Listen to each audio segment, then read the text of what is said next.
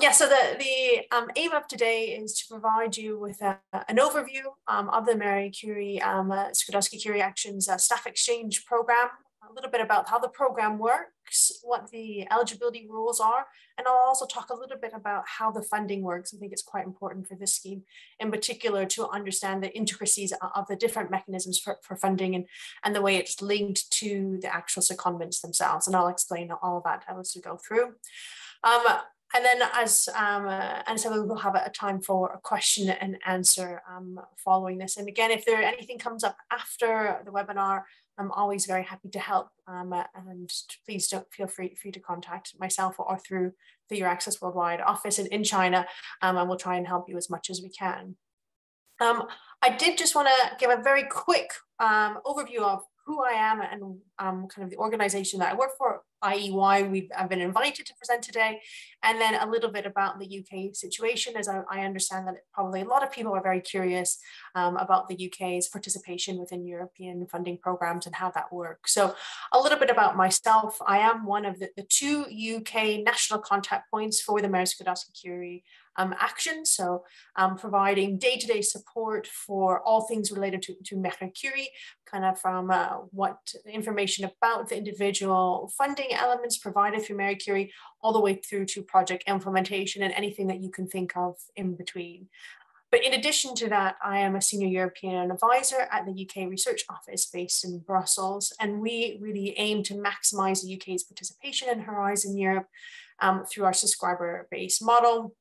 So many of you are, if you are choosing to apply or work with UK-based researchers in some capacity related to European funding, then you might actually have contact with us through that role, as many of the almost 140 universities in the UK research organizations subscribe to our services, and we directly support them as well. So all I'm saying is you might see you pop up in other elements through your work with UK universities.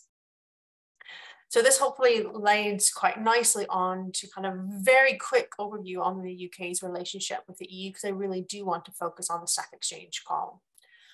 I'm hoping that most of you are well aware that in December 2020, the negotiations on the UK-EU Trade and Cooperation Agreement were concluded, and the announcement included the confirmation that the UK intends to associate to the Horizon Europe programme. This includes full participation in the program, with the exception of a very small element of something called the EIC, the European Investment Council. And this has to do with a very specific part of that is fundamentally, it's about investment. So it is about investment funds. So it's not grant funding, it's through the investment element, which was a pilot under Horizon 2020. So we weren't able to access it then, and we're just not able to continue to access it now. But what it does mean is that UK entities, and I use the word entities because it's any legal entity based in the UK that could be academic, non-academic organization, can fully participate in, and that includes coordinating projects and receive funding once the association agreement has been finalized from Horizon Europe. And importantly, this includes all the MSCA, the Marie Skłodowsky-Curie actions, in particular the call that we're going to be discussing today, the staff exchanges. If you've got specific questions, we do have a fact sheet, and we have some information on our own UCRO website. And again, very happy for you to contact us, and we can provide you with more details. The key thing to understand is that to support the announcement, the Commission actually produced their own Q&A about the UK's eligibility to participate in Horizon Europe. And this Q&A confirmed that the UK is eligible to apply, and that UK applicants are treated and will be treated as if the UK is an associated country from that kind of process of application, admissions, eligibility, and evaluation until the point of the grant agreement needing to be signed. And that in order to sign the grant agreement, the UK association will need to have been finalized. But in the terms of applications and what we're talking about right now, which is about developing proposals and thinking about the projects going forward, you effectively, the UK is kind of considered to be an associated country, and as such will be time spent. So including the UK will count towards the minimum eligibility and things like that for the various calls. I won't really go into this, but just to say that there is a current delay to association. It is taking a little bit longer to finalize an agreement. So in November of last year, the UK government announced what we call the Horizon Europe Guarantee. This covers all eligible applications where the call deadline is before the 31st of December. At the moment, this is being monitored, and if delay does continue, then this, the UK government would look at this and whether or not they would need to further extend that eligible calls. The intention is still very much for the UK to associate, but if something were to happen, then again in the summer, additional announcements, a further package of measures to support applications that were affected by the delay was announced.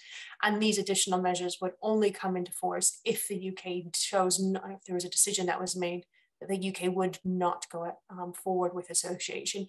And that would actually cover the Mary Skłodowski's 2022 staff exchange call. So UK applicants are covered for this call regardless. So my message really to you is to not be apprehensive about joining consortia that include UK applicants or UK organisations as partners, because there is a mechanism to support that engagement of that UK partner, whatever the situation might be in the future with regards to the UK's position to apply or to participate in Horizon Europe. But the intention is still very much for association to occur, and that's what is being worked on by the UK government at this time. So as I said, hopefully that's kind of answered some of those questions that many of you might have about UK participation. As I said, if you do have further questions, I'm happy to answer them either now or in the Q&A or even offline via email. And we do have a number of resources on our website, and I would encourage you to have a look at them if you do have specific questions about the UK's relationship with the EU. And I would really like to concentrate now on the staff exchange scheme. And before I start with that, just to give a very quick overview of Marie Curie, so to help you understand how the staff exchange kind of fits into the package of funding opportunities provided by Marie Curie. So hopefully many of you will be aware that Marie Curie sits within the 3-pillar structure under Pillar 1, which is really focusing on excellent science, about reinforcing and extending the excellence of the European and science space. Marie Curie, kind of very, very long time ago, prior to what we called then F Framework Program 7, actually sat in something called the People Pillar. And the element of the emphasis on people still very much is there for Marie Curie. It is about really focusing on the researchers at whatever level that they might be, from PhD students to senior researchers, but also the staff. And I say staff because it's also looking at technicians and administrators and all the other kind of categories of individuals who are involved in research and innovation and supporting them as well. So it really is about people. And this you'll see quite a lot when we talk about the staff exchange. All Marie Curie is completely bottom up, and that includes the staff exchange. So it's really up to you as the applicant to determine where you want to do your research. So it's any subject, we kind of say from A to Z, from archaeology to zoology and everything in between. Also, what is really nice about Marie Curie is will support really fundamental basic research all the way through to near market activities. So it really also covers the whole life cycle as well of research. And there you'll see that there's quite a lot of emphasis, and particularly in this call, the involvement of the non-academic sector, be that to kind of take up and kind of move forward kind of the results in that near market, but also the other elements of the non-academic sector. This could be charities, NGOs, museums, etc. So they have a really wide understanding of this idea of academic versus non-academic.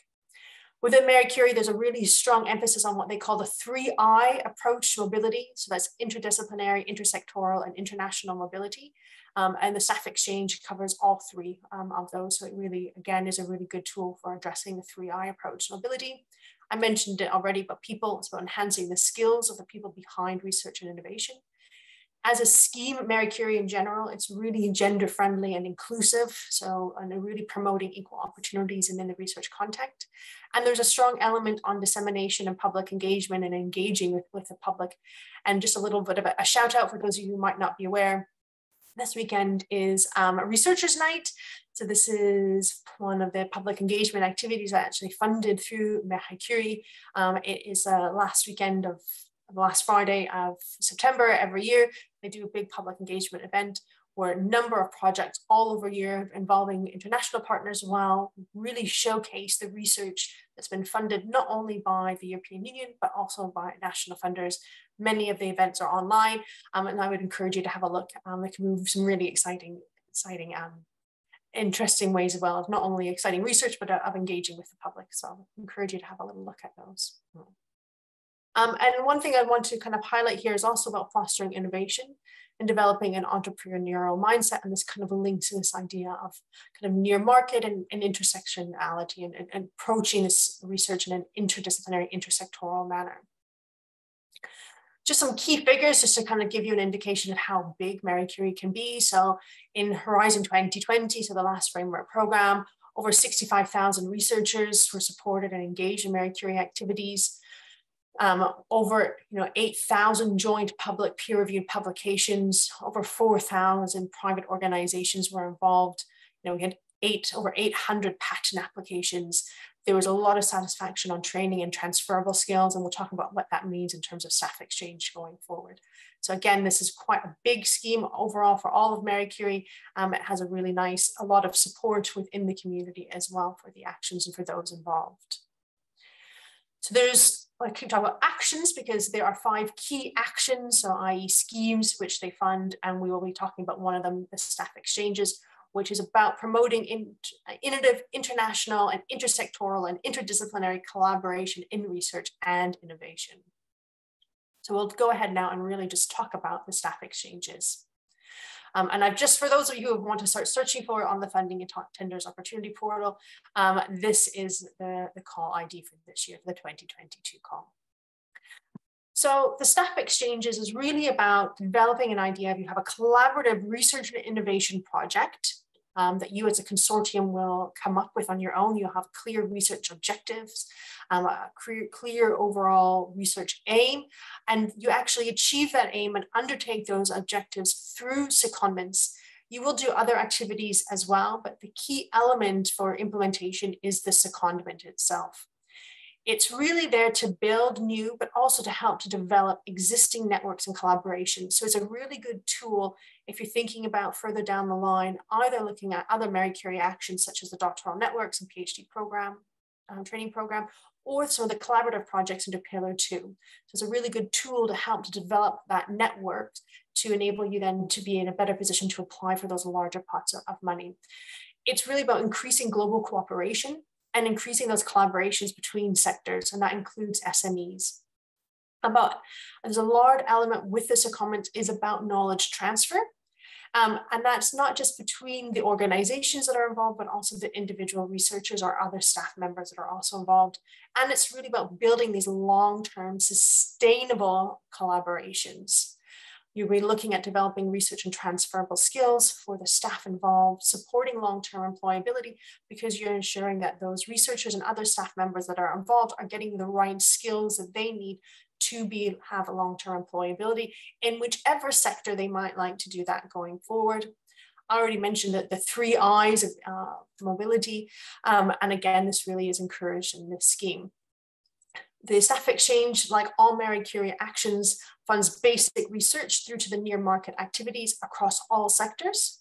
And the maximum duration for a staff exchange project is 4 years. So again, it's quite a nice period of time to really build those long-term sustainable collaborations. So why, before I start going into the intricacies of the scheme and how the secondment works and how many months and things like that, I really just wanted to think a little bit more about why you would want to get involved in this scheme. And when I'm thinking about who wants to get involved, we've got the individual researchers, the staff members, and we deliberately call them staff members in staff exchange, and I'll explain why going forward. And then the organizations who would also be supporting the secondments. So we've got those kind of 2 elements. As an individual staff member, being involved will help you to develop transferable skills and competencies, increase the long-term employability and career prospects, increase international exposure, and then help to enhance existing or help build new collaborative networks and kind of really help with that global collaboration. For an organization, the reason that you might want to get involved is it helps to transfer knowledge, increase the research and innovation capacity of the organization, again, developing and building sustainable international partnerships, and this with partners all over the world, build and enhance intersectoral relationships, and help to attract researchers. As Anna mentioned, a lot of researchers in particular are through this scheme are coming to China every year, and it's a nice way of attracting those to your organization. So when we're talking about this, so I've kind of talked about two categories. We've got staff and organizations, but now I'm going to get into a little bit of the nitty-gritty. We'll start with the participants. So this is kind of that organizational level. Who can actually be involved, and what does a consortium kind of need to look like? So to participate, so eligible participants can be just need to be a legal entity established in any sector, so that's academic or non-academic sector. And effectively, I've put a few definitions here. The non-academic sector is kind of anything that's not considered to be academic. And these can include socioeconomic actors, so such as NGOs, charities, SMEs, large industrial partnerships. So really anything that does not fulfill the requirements set out by Horizon Europe to be classified as an academic organization. I will say that what determines if you are an academic or non-academic organization, that is part of the validation process by the Commission. So it's really important that you do check at an organizational level to understand which sector they sit in. And I say this because you often have, for example, museums. Many people would think that the museum would be the non-academic sector, but a lot of museums actually undertake a lot of research and therefore will be classified by the Commission as being an academic organization. And it's really important to understand the categorization when we talk about eligibility, and particularly the funding and secondment eligibility. Once you've established what sector your organizations are in, the consortium minimum is you need to have 3 different legal entities established in 3 different countries. 2 of them must be based in different EU member states or an associated country. If you have a consortium that is all the same sector, for example, that they're all universities, then you must have at least one of that 3 has to be in a third country, for example, from China. So you can already see at the consortium composition, at the participant eligibility, how important the involvement of international organizations are to the success and eligibility of these calls. So it is a really important tool for supporting international collaborations by the Commission as well. So they really see this as being valuable to supporting their engagement outside of Europe on a wider level.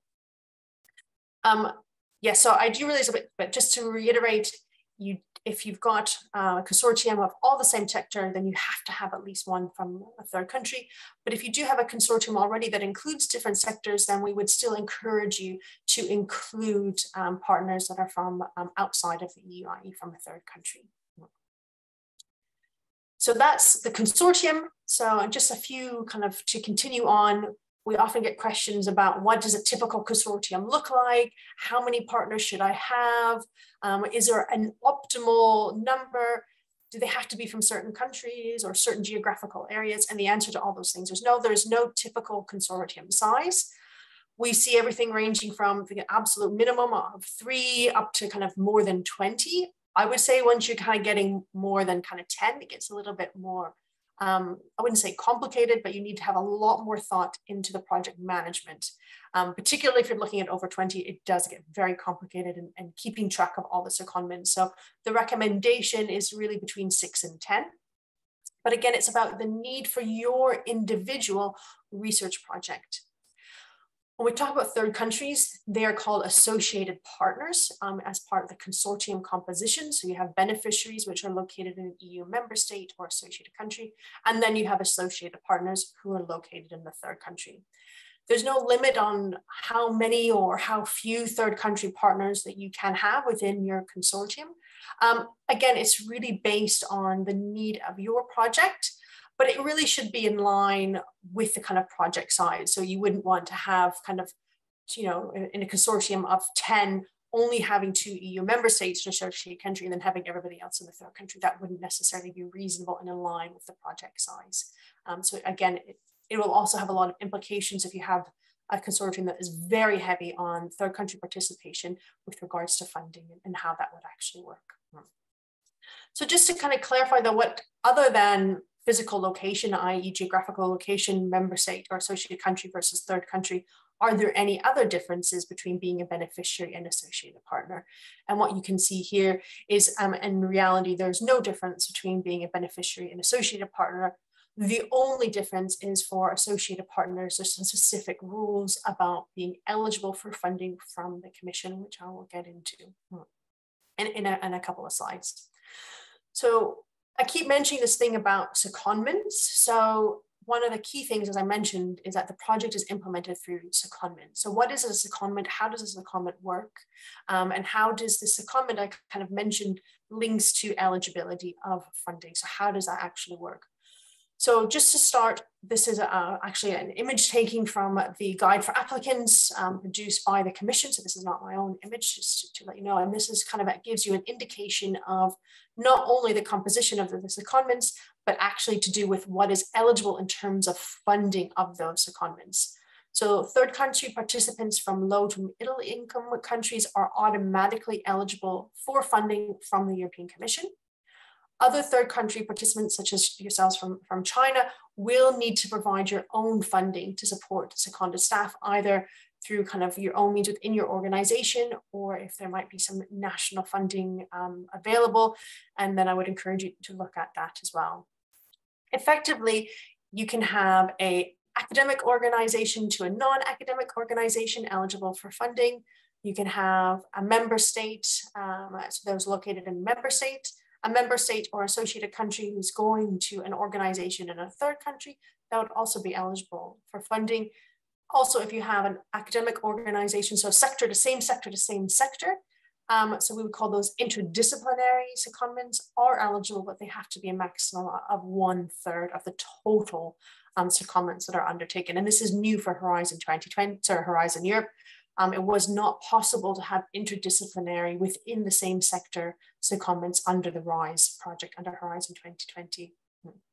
What is not eligible for funding is for, if you are a third country sending researchers, and sorry, third country not eligible, so i.e. not in a low or middle income country, who would want to be sending researchers to the member state or an associated country, you would not be eligible for funding from the Commission. This is when you would need to have your own funding.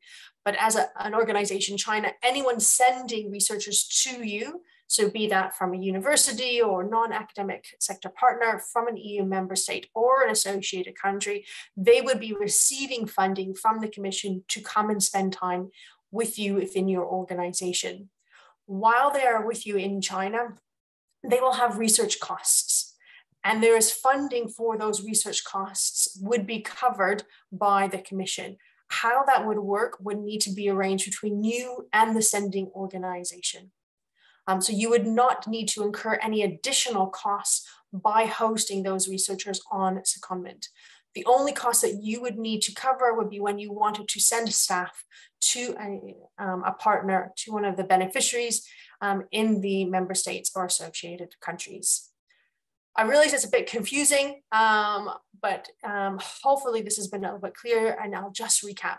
If you, as an organization, a third country, want to send a staff member to any of your consortium partners, and by this I mean the beneficiaries in a member state or associated country, you would need to provide your own funding.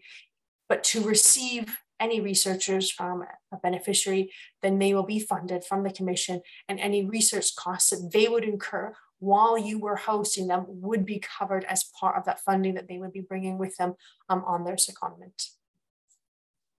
I'm very happy to go through questions about that at the end if that's not clear.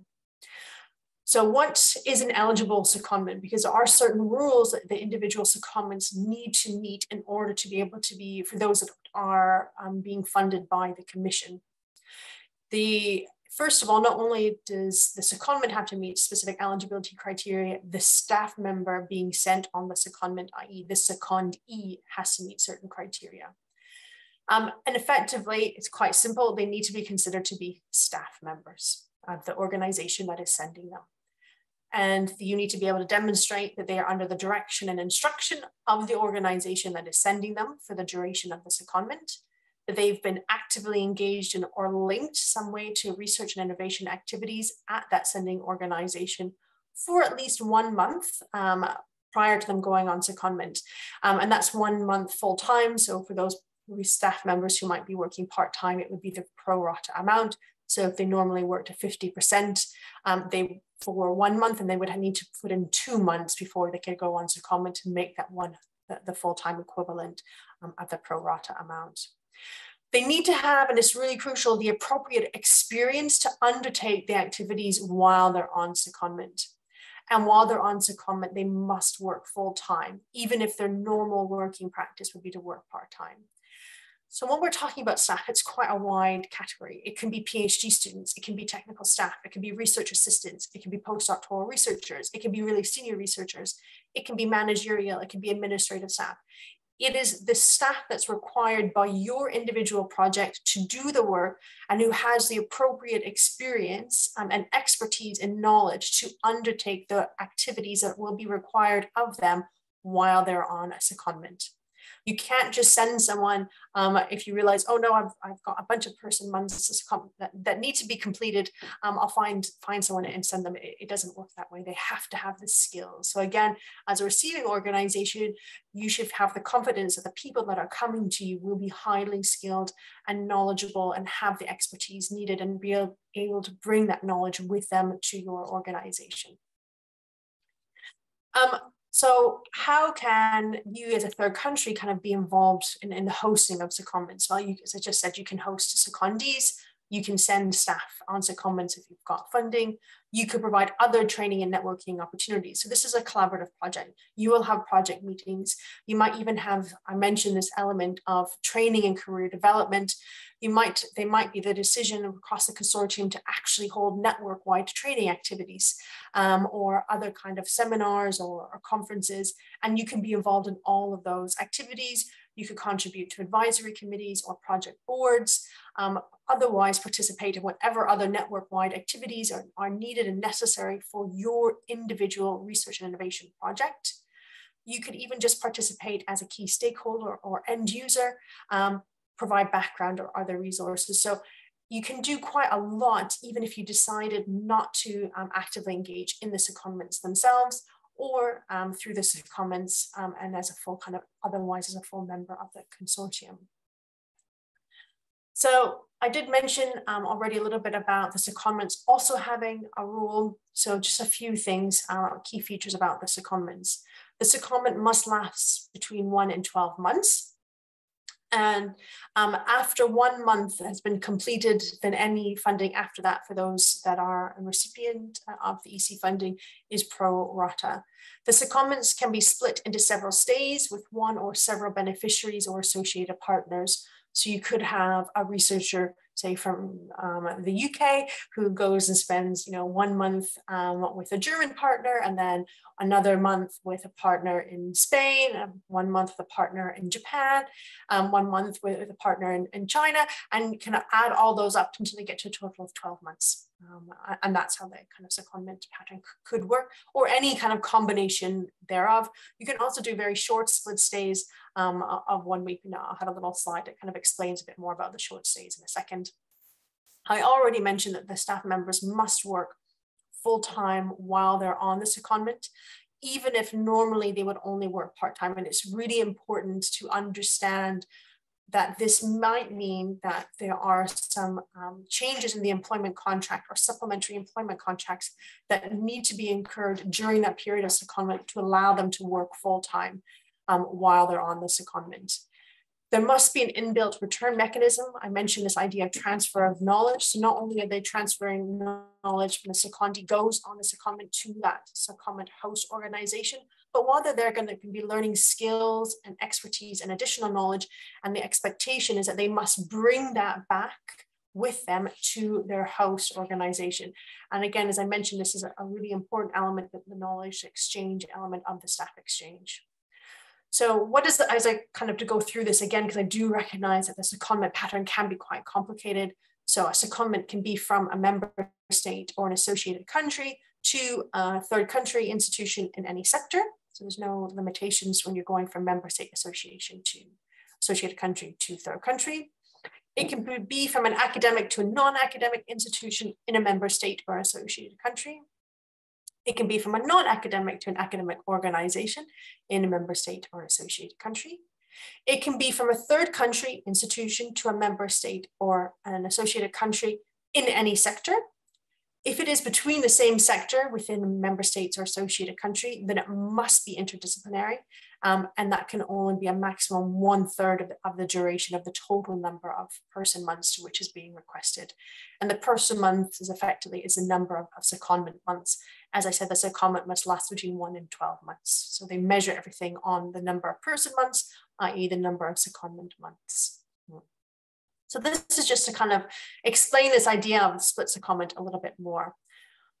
As I said, they can be split, the secondments, between one or several beneficiaries or associated partners. They must always respect the rules with regards to the maximum and minimum duration, so that 1 to 12 month rule. All the secondments must take place within the duration of the action. So you can't have anything that happens before the action starts, i.e. before the project starts or after the project ends. And at least 1 month must be completed. And 1 month is really important. And it is 30 days. It is really easy. It doesn't sound like it, but I've had quite a lot of experience with the RISE project. And it seems to be very, very easy for people to get to 28 or 29 days, but incredibly difficult to get to 30. So it's really important that you understand that it is 30 days and your travel time is included in that 30 days. So this is just to kind of give you an example. You might have 3 months in beneficiary A, and then you might spend 6 months in your third country partner. This is the same individual, and then they might spend 1 month back at beneficiary A. All of this would then add up to 10 months, which is within the 12-month duration. So there'd be plenty of time. They could even go on additional secondment. Instead of being months, this could even be weeks. 3 weeks at beneficiary A, 6 weeks at the third country partner, and then 1 week back at beneficiary A. And in this case, you would still meet the 30-day minimum, the 1 month minimum, and it would be an acceptable and funded secondment. So you can have all sorts of combinations like this with the split stays. But again, you just really have to remember that they do meet that maximum and minimum duration rule. And as a host for funded secondments, it might seem less important to be aware, but it is also very aware, because what can often happen, again, if they just come with you for the 29 days, then this will have implications of the funding that the partner would receive, who then might have implications for the funding that you would receive from them on their behalf. So I've mentioned kind of funding quite a bit. This is the EC funding. And so this would be the funding that staff members would be receiving to come and spend time in China. So they get a unit cost per person month. Per person month is, as I said, that equivalent to the secondment month. For 1 secondment month, they get 4,600 euros. That is split within kind of 3 areas.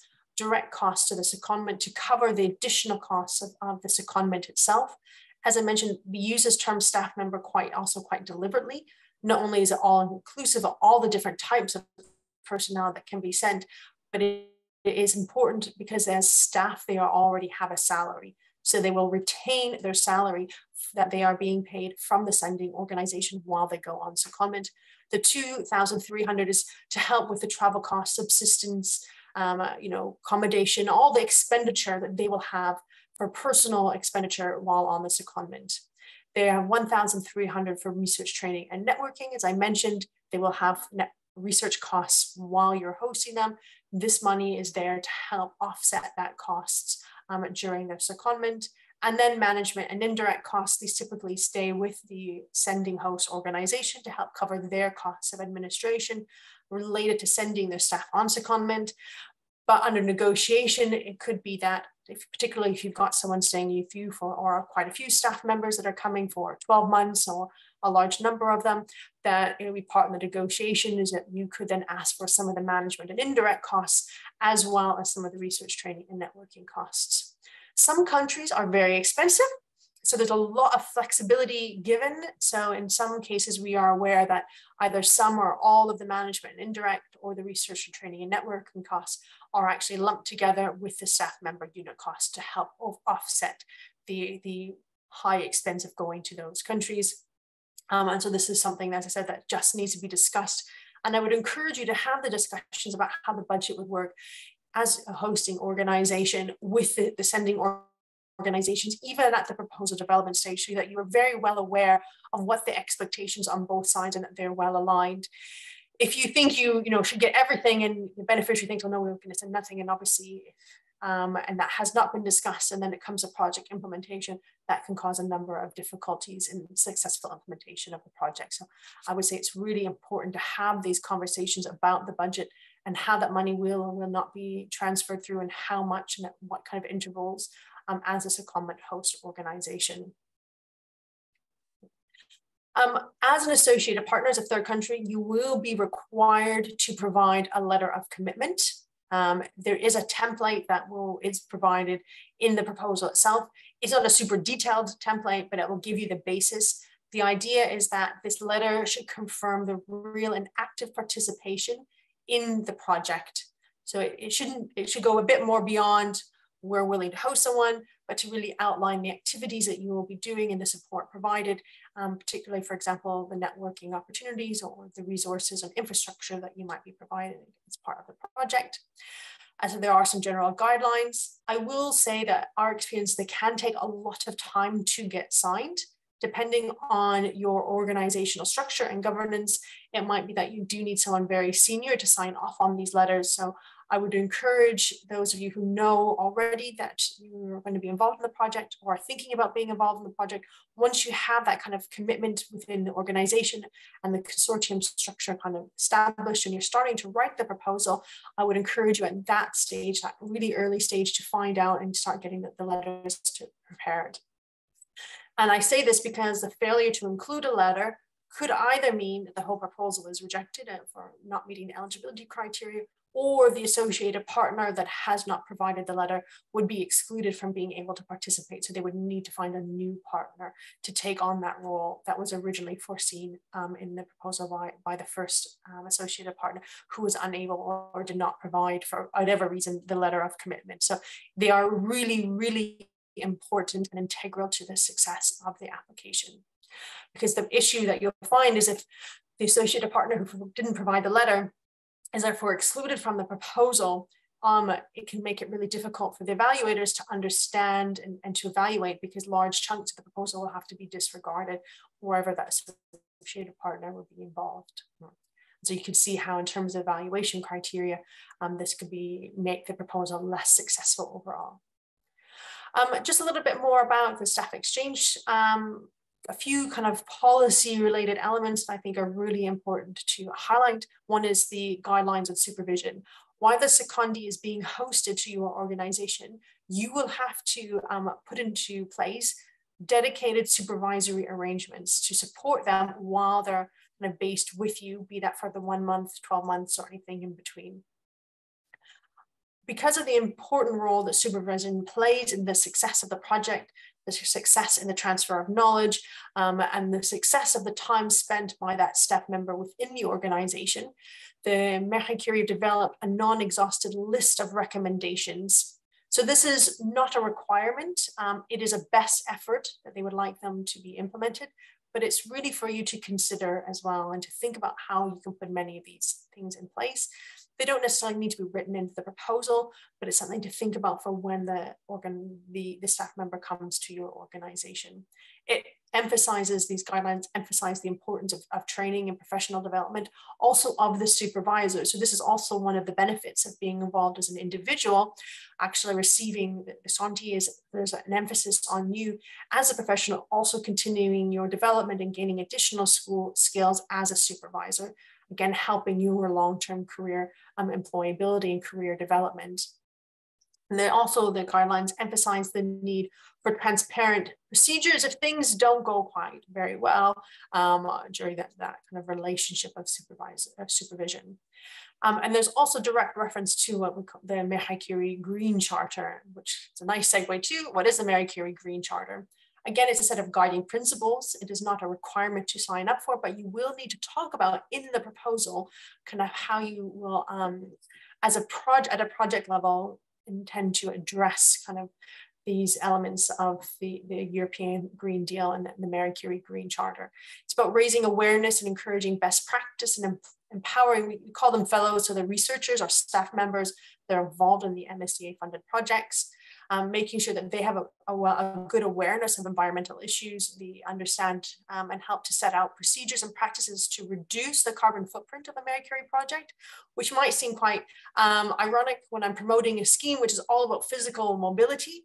So that's a lot of airfare, a lot of flights, but it really is, how can we do this in a way that has a reduced carbon footprint, increasing the awareness of environmental issues, as I mentioned, promoting sustainable behaviors and policies. So in addition to the physical secondments, you might decide that, I mentioned, conferences, network-wide training activities, and those might be virtual to help offset costs and thinking about environment, but also into making the project and program more inclusive and allowing for greater diversity of participants. As I said, it's not part. The direct reference to the Green Charter in itself is not part of the evaluation criteria. There is an element in the proposal where you do need to talk about this, but you will have to report on many of these aspects going forward if your project is successful. There will be some additional guidance material and case studies and tools, but they're yet to be published yet, but we are at the very beginning of Horizon Year, and we hope and we understand that these will be developed as the program progresses. And then also just to add that there's some additional guidelines for including researchers at risk. I would encourage those of you who are interested to read through these very carefully.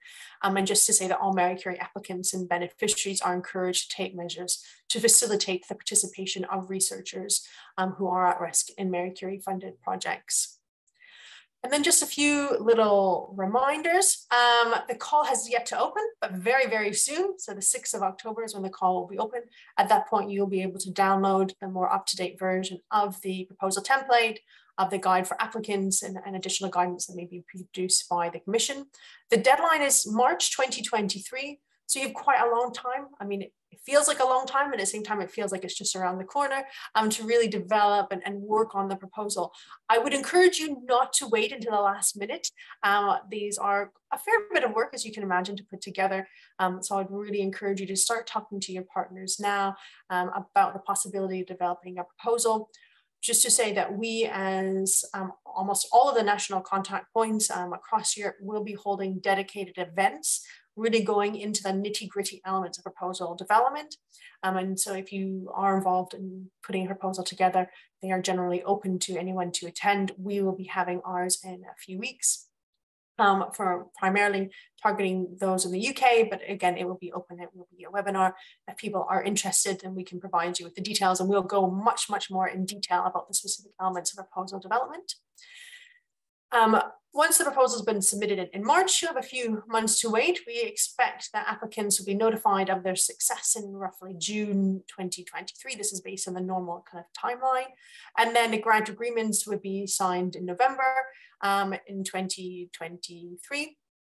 And just to say that once the grant agreement has been signed, the projects can almost start immediately, but they do not need to start immediately either. Meaning, if you were to sign the grant agreement, say the end of November 2023, it doesn't have to start in December. It could start in January or February. Again, it's about the needs of the project, but it's important to have these dates in mind. Part of what you will need to put in the proposal as to why the project, your research project, the research innovation project, is important and timely. So it's just kind of important to think about that as in now and what's coming up, but also in terms of planning your secondments. You will need to include a little kind of, I wouldn't say a very detailed Gantt chart, but you will need to think about the secondment schedule. What you might think now is possible might be very different than what might be possible in December 2023 or in February 2024. So it's just something to be mindful about. Over-promising at specific times. Think about your academic, if you're in an academic institution, think about the academic calendar. You don't want to necessarily be hosting or sending a lot of people maybe in a heavy teaching load time.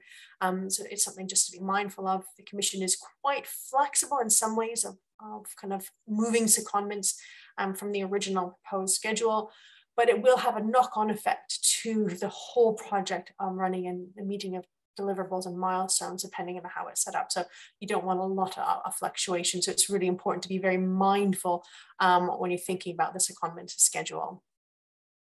And then this is just a little bit of general proposal advice, and just to really emphasize the importance of reading all the call documentation once it is published, and in addition, the evaluation criteria. The evaluators really do follow the evaluation criteria. They don't get any other documentation than what you can actually receive on the call page. And they really do closely follow it. And by closely, I mean they absolutely follow it. So it's really important that you as the applicant really follow all the call requirements. And effectively, this is what kind of is your job effectively to do so. Really think about making sure that your project is in line with the action. So in this case, what is the objective of the staff exchange and the expected outcomes? How are the benefits of the cooperation that you're having? So this is an international cooperation project, collaboration. What are the benefits of this collaboration, of having this network that you have developed or are expanding? And how will this benefit go beyond the 4 years of the project? As I mentioned, it's about long-term sustainability. You want to make this very clear in the proposal, how this will be maintained going forward. Make it really easy for the evaluators to find information, use clear and concise language. You can use diagrams and images and tables if appropriate. I will just say one thing, the tables and images should not be used as a replacement for the text. And there's very clear guidelines on that. I would encourage you to look at previous and current projects, get people to read drafts, give them the evaluation criteria, and also to think about any relevant EU policy and documentation. So this is completely bottom up, as I said, any subject area, any kind of basic research to kind of near market activities and everything in between. But it might be that the area of research that you happen to be interested in does have relevance for kind of wider EU policies. And I'll encourage you to look into that. And if that is the case, and think about how this project would help to address those and make that clear in the proposal as well. So that was kind of the staff exchange in a nutshell. I hope that that was clear. I've also hoped, most importantly, that I've got you at least a bit more interested in the scheme, seeing the benefits and engaging with it. As I said, I have been involved in the previous RISE projects since the beginning of Horizon 2020 all the way through the end. I've seen some really amazing projects come through. Everyone who's been involved really enjoys being involved, and one of the key elements they always talk very highly about is actually the secondments and spending time outside of the EU and that interaction with their international partners. That's always one of the most benefits that when you talk to people. So I would encourage you really to think about them as an option, and also to say that they are a really good stepping stone towards the Pillar 2. And it's a scheme that we often promote as a way to developing consortium and networks with the aim to ultimately applying for Pillar 2, the larger collaborative projects. So I'll stop now. I think we've got plenty of time for questions. I hope there are some questions. Otherwise, I can just keep talking about but yes, as I said, I'm very happy to help as much as I can. Thank you, Bronwyn. I think the presentation was great, and I think you're really able to communicate your passion and how much you think this kind of actions are valuable and could benefit could be beneficial for researchers. So thanks a lot. And yes, we do have a few questions, and I encourage anyone who has others to send them to us through the chat box. Or maybe since we have time, you can even ask them directly to Bronwyn. I will unmute you. You just send a message in the chat box asking to ask a direct question, and I can unmute you, so it's going to be a little bit more natural. Anyway, let's start with the questions that we received. So first, there was a question actually about the UK. So like in the staff exchange scheme, like now that, like UK is not part of a member states anymore. So it will look like the organizations from the UK work as like third countries as organizations when applying. So at the application, so if we're talking about the 2022 call here, which is the one that we're discussing, they would actually still at this stage apply as if they were from a member state or an associated country. So they would be a beneficiary and they would be able to receive funding directly from the Commission, provided that we associated by the time the grant agreement was to be signed. If we didn't associate by the time the grant agreement signed, which we see as kind of, November next year, then there will be money from the UK government to cover the UK's participation as an associated partner, so as a third country. But for the proposal stage, for the 2022 call, at this point, they need to apply as a beneficiary. Okay, great. Yeah, thanks for the clarification. I also wasn't sure myself. And so we have a question about performing arts institutions such as theaters. And this person is asking if you can explain if they're classified as academic or non-academic institutions. So you would need to check with the individual organization to see how much research they do or do not do and how much they've been classified by, how they've been classified by the Commission. But based on kind of general knowledge of the sector, they would be non-academic. And just to say, we do have quite a number of projects that are more arts-based as well, being funded. So it really is all sectors that are funded. Great. So yeah, probably non-academic then. Okay, a question from... Check. Yeah, check, double check. Always, so make sure. Okay, Uho Xiaoling is asking, I'm planning to apply for a research project about China-EU cooperation.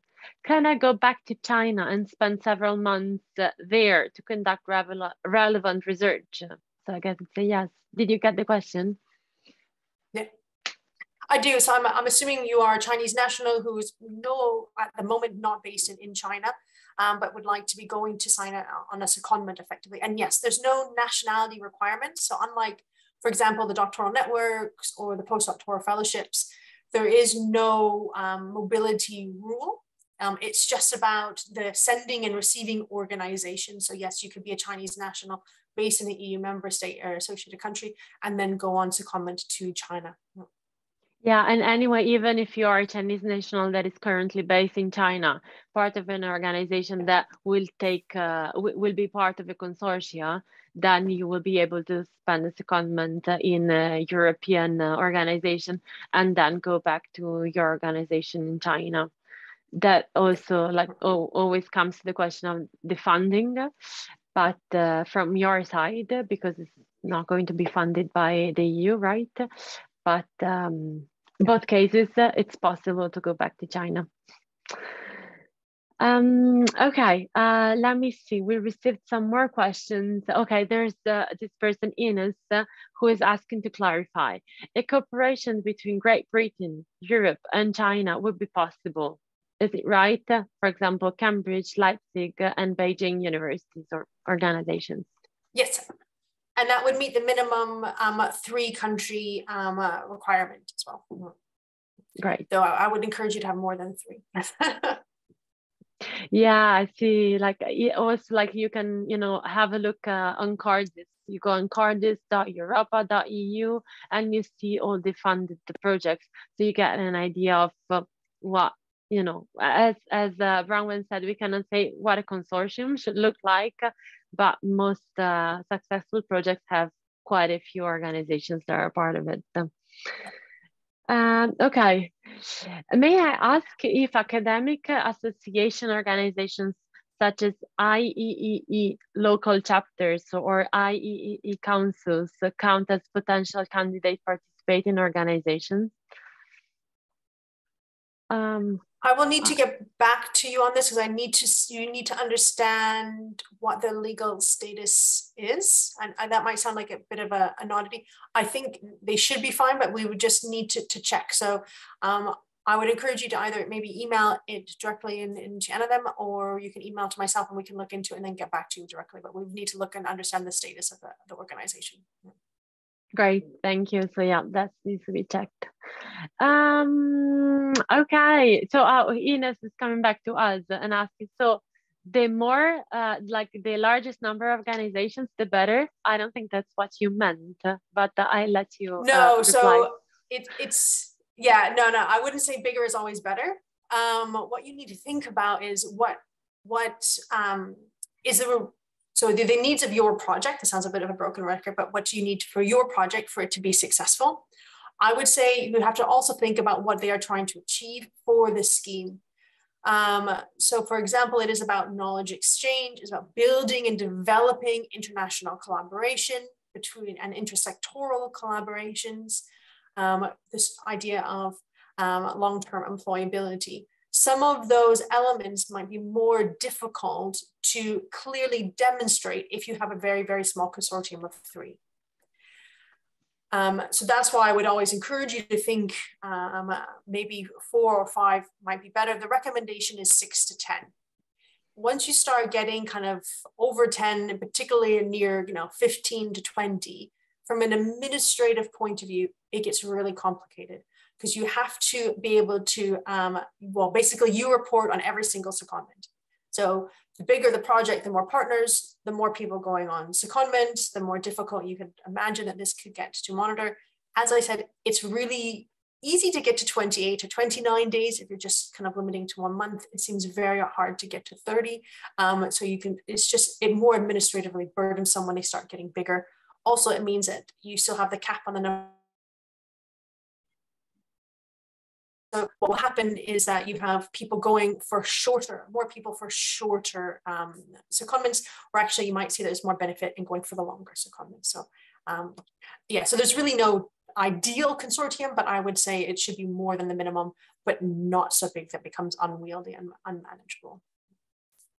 Yeah, I guess it's a bit of a hard question to answer also because it depends a lot of which domain you're talking about and the whole project. But yeah, I think that some of the that gives physics a good ones, unsurprisingly, get quite big. Yeah, I bet. Okay, so we also have a question about the staff number.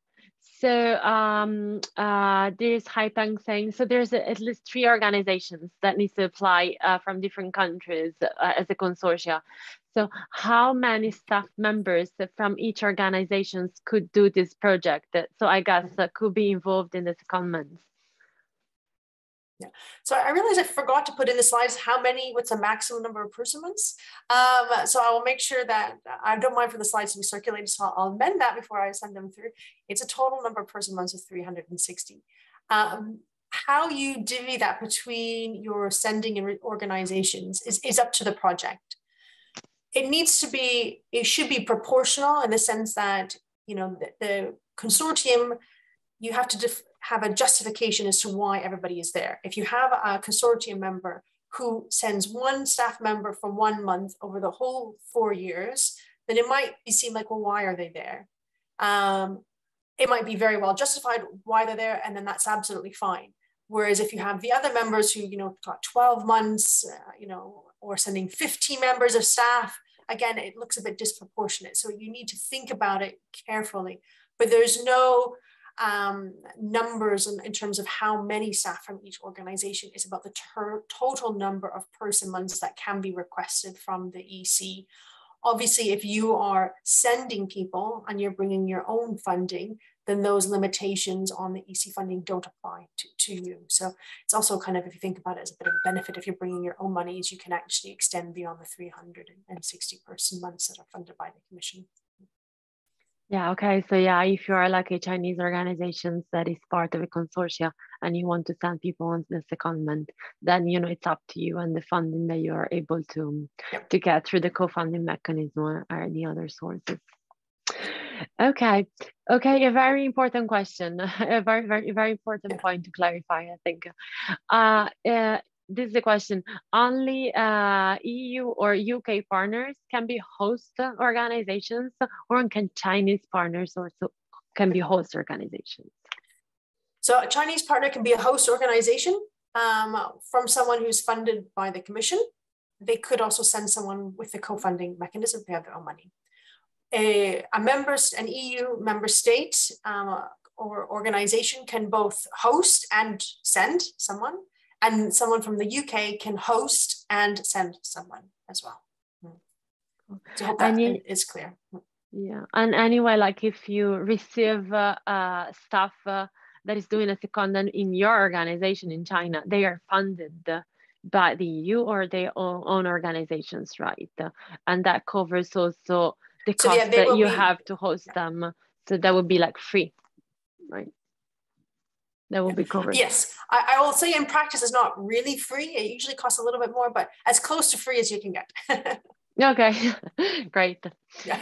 Okay, I think we have someone who's like asking again about the how it works with the funding coming from China, and like we were like me, Brown and Halder were talking a little bit about this before the official beginning of the webinar, and what we were saying is that as we are aware of, Chinese organizations normally apply. So like if you apply in a consortium that is selected by the Stock Exchange Action, so like the European and associated partners are funded, then you can apply to the Ministry of Science and Technology in China through this mechanism that is called co-funding mechanism. And you might be successful or not. That is what it used to be, and as far as we know, it should continue to be. So we need to look into that. And if anyone has experience here, actually would be very nice and interesting for us to hear that as well. And so that is how it works. If you're a Chinese organization, if the consortium succeeds and is selected, then after that you need to apply through the co-funding mechanism, and hopefully you're going to be selected and funded by the Chinese side. Do you want to add anything, Bronwyn? Yeah, and also just to say that as a third country participant, you do not actually have to send anybody on secondment. So you could choose only to receive, which means you wouldn't have to have any co-funding or any other national funding to support your participation. You would just receive the researchers, the staff members who are coming with their money from the commission. So you could choose to send and apply for the co-mechanism, or choose just only to receive. It needs to be clear in the proposal which role you have, but there's no, you wouldn't necessarily be penalized if you chose not to send anybody on secondment just at the proposal stage. You just need to justify every choice that you make. Yeah, that's a good point. And I guess maybe like you could be involved in some like trainings or like a potential online activities that of course like it's a cost because you're asking your staff to do something extra, but probably like less costly than sending someone as a secondment if you don't have your own funding.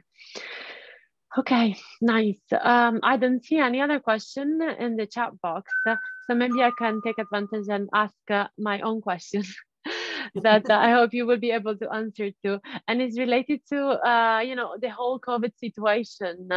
And I wanted to ask if you are aware of what is possible currently to do in case of like still mobility has not been reinstalled as it was before.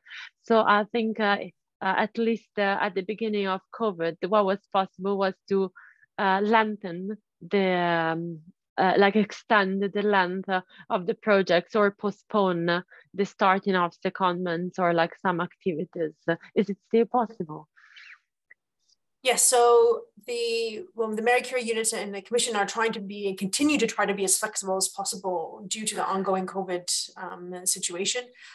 It does mean that sometimes, particularly for the rise into Horizon 20, we're unsurprisingly disproportionately impacted because it's all about physical mobility of secondments. So what they allowed were projects to suspend temporarily or for periods of time. They allowed for no cost extensions to allow the funding and the secondments to occur. They also allowed for secondments to be redistributed. So either individual secondments kind of waited to a later date, or it was decided, okay, actually, instead of going to country A, we're going to go to country B instead and make those kind of subtle changes. What they didn't allow was for teleworking, so telecommuting. So you couldn't effectively, work stay in the UK and then go do your secondment in China virtually. You haven't needed to relocate to China, but then once in China, you could work from home for that period of time. So if you couldn't go into the office in China, then you could work from home on that secondment, but you did still have to relocate for that element. But what the idea is that each project will have its own needs, be having its own problems related to COVID. So they deal with it on a case-by-case, project-by-project basis. Now, for individual projects, again, you have to think about the start date. We're talking potentially not starting till 2024. Hopefully things will be very different by 2024. So, you might decide you don't want to talk about potential impact of COVID, as opposed to if you were going to be starting your project in the next 6 or 9 months. But for example, for the postdoctoral fellows who applied in September with the idea of starting kind of in a year from now, for those of them that, we're going to countries which are continuing to have lockdown or had a large amount of field work or mobility, they did talk about what other kind of mechanisms would be put in place to help mitigate against any of those kind of activities. I don't necessarily that as being something that is needed for this particular call, again, because we're not starting until possibly 2024. And it's really hard to understand where we will be in that point. So I wouldn't worry too much about including it as a risk factor, but just so people are aware that they will be as flexible as possible. Yeah, no, it's very good. We really all do hope that in 2024 there won't be any problem with mobility, but it's also very good on the other side to know that there will be understanding and to any readjustment that is caused by a major force. Okay, I see a last question came in from Haipeng as well. I'm wondering if I could be the only staff and visit 5 different organizations. Does this kind of a case have high success rates? Haipeng, I think if you meant that you're the only one going on secondment from the whole consortium, probably it doesn't make much sense, if I understand your question directly. Yeah, if it's an entire consortium with only one researcher going, you would have a very low success rate. However, if you have other people going on secondment from the other organizations and you are the only one from your organization, then as long as that makes sense for the project, that's fine. And you could go to 5 different organizations, provided that you become funded from your own pot money, so you wouldn't need to worry so much, but just be mindful of the secondment rules. Yeah, okay, yeah. Thank you. Yeah, if like your colleagues don't want to go abroad, maybe you could be the only one if it makes sense for the project. Good. So Bronwen, I don't see any other question unless someone wants to send a message and ask a question directly. This is the very last chance. Otherwise, I think we're very close to wrapping up this webinar. And it was very interesting, really. We haven't had like a specific webinars on staff exchanges for a little while. So I think it was a good opportunity for us even to refresh our ideas about staff exchange and how it has changed also a bit from RISE. And I hope a good opportunity for all our participants to get ready and start preparing their proposals. So yeah, no more questions. So a very big thank you, Bronwen. It was great having you. And I'm sure that you're gonna have much more detailed webinars in the coming weeks. So in case anyone here is planning to apply, we can stay in touch in the WeChat group and maybe we can redirect some of our questions or invite you to the other webinars. They are going to be really more specific about how to write proposals, I guess. So really, thank you very, very much. Thank you very much, and for inviting me today. And yes, I'm very happy to help in any way, shape, or form going forward, and I will send you the updated slides to be shared with everybody later this afternoon. This afternoon, my time, to tomorrow. Great. Thank you. And thank you everybody for attending today. Have a good rest of the day or have a good evening. Bye-bye. Yeah. Bye-bye.